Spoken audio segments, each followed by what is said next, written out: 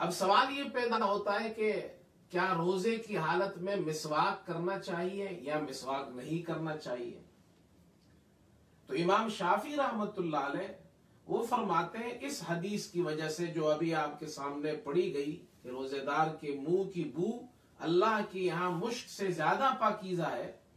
تو وہ فرماتے ہیں کہ اس بو کو مارنا نہیں چاہیے، اس لیے روزے دار کو چاہیے وہ روزے میں مسواک نہ کرے تاکہ اس کی یہ بو، یہ بدبو ختم نہ ہو جائے۔ اس بدبو کی فضیلت بیان کی گئی ہے، یہ جو روزے دار کے منہ میں پیدا ہوتی ہے۔ یہ امام شافعی رحمت اللہ علیہ کی رائے ہے، وہ فرماتے ہیں روزے کی حالت میں مسواک نہ کرے،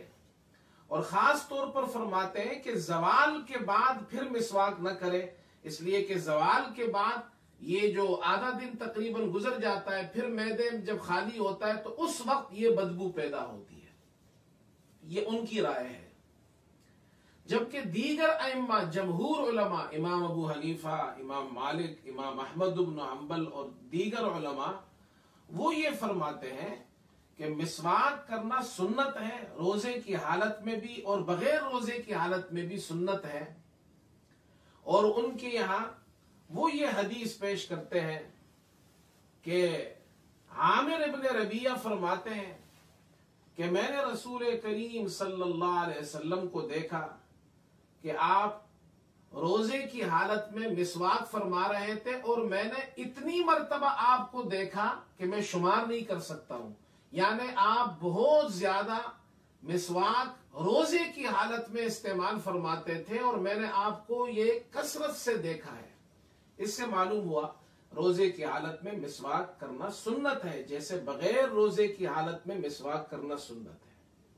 اب سوال یہ پیدا ہوا کہ روزے دار کے منہ کی جو بو ہے وہ اللہ کو مشک سے زیادہ اللہ کے یہاں پاکیزہ ہے، تو اس حدیث کا مطلب یہ نہیں ہے کہ اس بو کو ختم نہیں کیا جا سکتا ہے۔ اس حدیث میں رسول کریم صلی اللہ علیہ وسلم نے اس بو کی، اس بدبو کی فضیلت بیان کی ہے، روزے دار کو ترغیب دی ہے کہ وہ روزہ رکھے،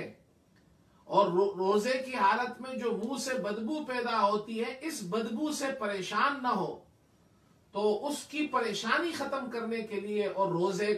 روزے کی فضیلت بیان کرنے کے لیے آپ صلی اللہ علیہ وسلم نے فرمایا کہ اس کی اللہ کے یہاں اتنا فضیلت ہے، اور اللہ کے یہاں اس کا مقام یہ ہے کہ یہ مشک سے زیادہ پاکیزہ ہے، لہذا اس کا یہ مطلب نہیں ہے کہ اس بدبو کو مارا نہیں جا سکتا ہے، یہ منع نہیں آئی ہے احادیث میں۔ دوسری بات یہ ہے کہ اگر مسواک کے ذریعے منہ کی بدبو مارنا منع ہو تو منہ کی بدبو تو کلی کرنے سے بھی ختم ہو جاتی ہے، یعنی وضو میں اگر مسلمان کلی کرتا ہے، مسواک نہ بھی کرے تو کلی کرنے سے بھی تو وہ بدبو ختم ہو جاتی ہے۔ حالانکہ امام شافعی رحمت اللہ علیہ کے یہاں بھی وضو میں کلی کرنا منع نہیں ہے، رمضان میں بھی آپ روزے کی حالت میں بھی کلی کرتے ہیں، روزے کے بغیر بھی کلی کرتے ہیں، تو روزے کی حالت میں کلی کرنے سے بھی تو یہ بدبو ختم ہو سکتی ہے، لیکن پھر بھی روزے میں وضو کرتے وقت کلی کی جاتی ہے، لہذا مسواک بھی کیا جا سکتا ہے۔ تیسری بات یہ ہے کہ یہ بدبو ضروری تو نہیں زوال کے بعد پیدا ہو، زوال سے پہلے بھی پیدا ہو سکتی ہے، لہذا زوال سے پہلے اگر پیدا ہو جائے تو اس وقت بھی تو مسواک کرنے سے وہ بو ختم ہو جائے گی۔ تو اس لیے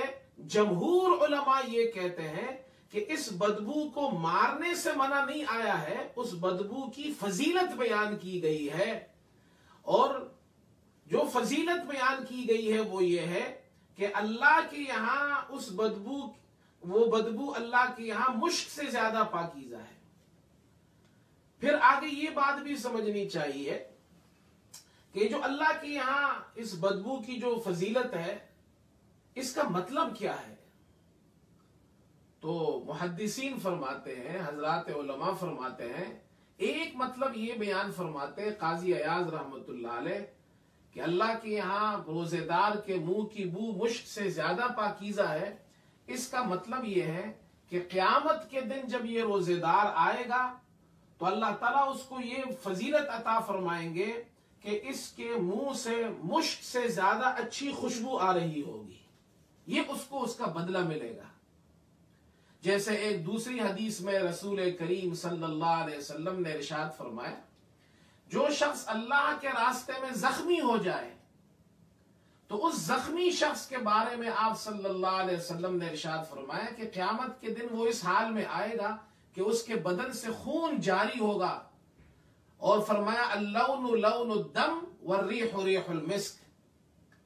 اس کا خون جو اس کے بدن سے جاری ہوگا اس کی رنگت تو خون والی رنگت ہوگی،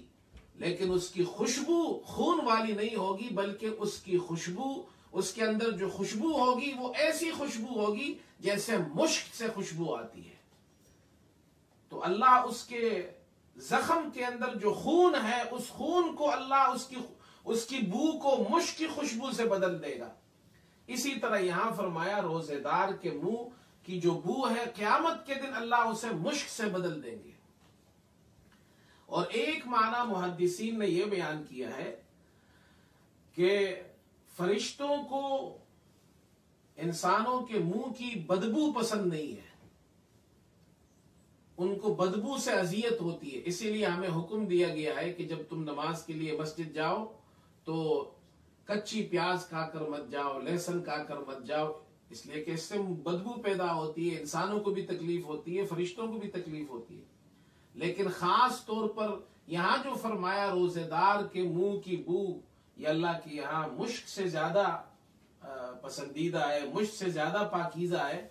تو اس کا مطلب علماء یہ بیان فرماتے ہیں کہ فرشتوں کو اس روزے دار کے منہ کے اندر جو بدبو ہے اس سے اذیت نہیں ہوتی، اس سے ان کو تکلیف نہیں ہوتی، یہ اس سے بھی فرشتوں کو خوشی ہوتی ہے، لہذا اس کی ایک خاص فضیلت بیان کی، یہ عام بدبو مت سمجھا کرو اسے۔ بہرحال یہ معلوم ہو گیا کہ روزے کی حالت میں آپ مسواک کر سکتے ہیں،